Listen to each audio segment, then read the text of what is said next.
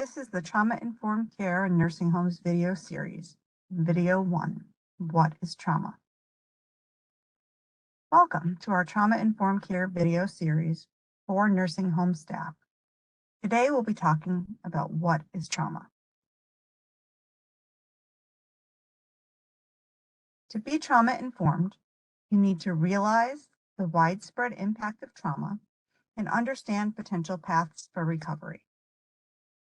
You recognize the signs and symptoms of that trauma in those you serve and those around you, and you respond by fully integrating that knowledge into the way you deliver your services and the policies that are put into place.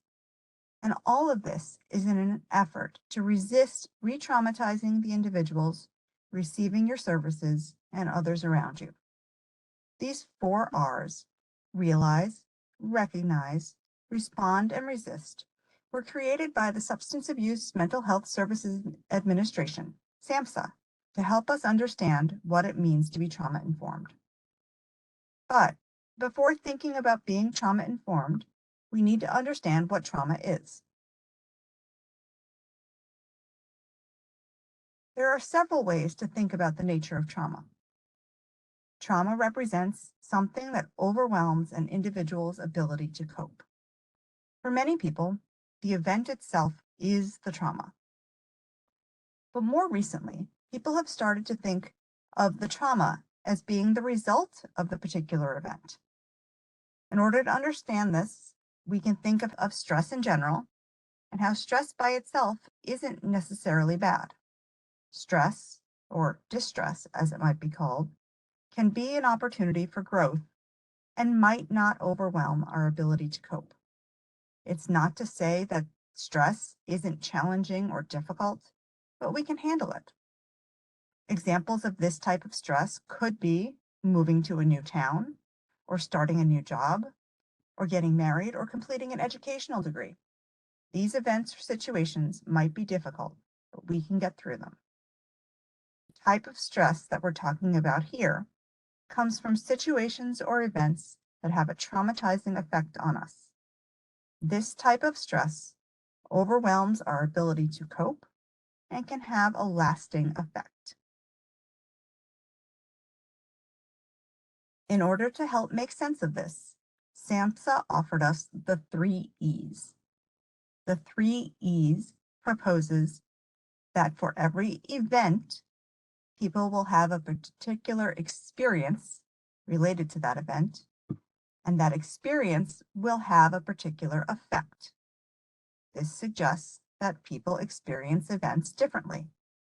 Even though a particular event can have an intense impact on some, it may not on others. We can't just assume that a certain event is going to have a traumatic impact.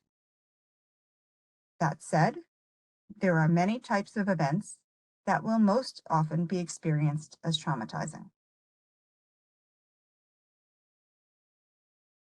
The Adverse Childhood Experiences Study in the late 1990s offered us the first chance to think about which events cause trauma. Although the primary purpose of this study was to connect childhood trauma experiences with health and wellness outcomes in adulthood, they also quantified the high levels of trauma in the population. This study included 10 examples of trauma, such as physical, emotional, and sexual abuse, physical or emotional neglect, and household dysfunction, including mental illness, addiction, or incarceration of someone in the household. We learned from the ACEs study that there are high levels of these types of potentially traumatizing events, and that they can be related to negative health and wellness outcomes, at least at the population level.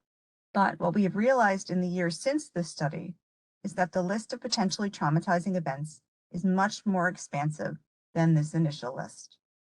We know that a list of potentially traumatizing events should include living in poverty, homelessness, parental divorce, accidents, natural disasters, and school bullying, just to name a few examples. Again, the key to remember is that the impact varies from person to person. As we think about how a person is impacted, we might think about the duration of the trauma. Some of the events mentioned will be single events that happen at a point in time, like an accident or a natural disaster. Other events will be much more chronic in nature, such as poverty or homelessness.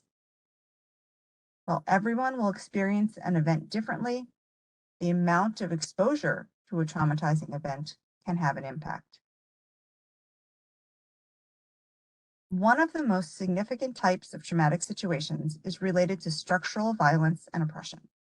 Collective, historical, and generational trauma occurs as a result of oppression such as racism, ableism, ageism, all the ways that individuals and systems disadvantage and cause harm to others. These circumstances can be significantly traumatizing. Connection and social support can help buffer the effect of toxic stress.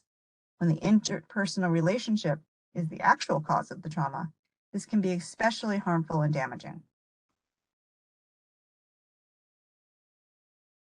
So far, we've talked about direct experiences that cause trauma. We can also experience trauma indirectly.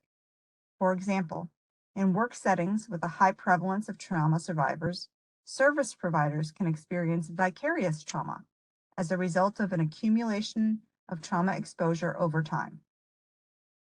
You can also think about secondary traumatic stress, which is when someone's direct experience of trauma affects someone else secondarily, but at a significant level. So again, these events might not be direct experiences of trauma, but they can result in the same kind of impact. So to summarize the important points in our discussion of trauma. First, we need to remember that it's better to characterize the effect of an event as traumatizing rather than the event itself, because we know that people respond to events differently. Second, what is traumatizing to one person may not be traumatizing to another. Third, traumatic events can be from our past, or we could be experiencing them currently. We may have minimal exposure, or it could be chronic in nature, and we may experience the traumatic event directly or indirectly. The experience and effect of trauma is unique to each individual.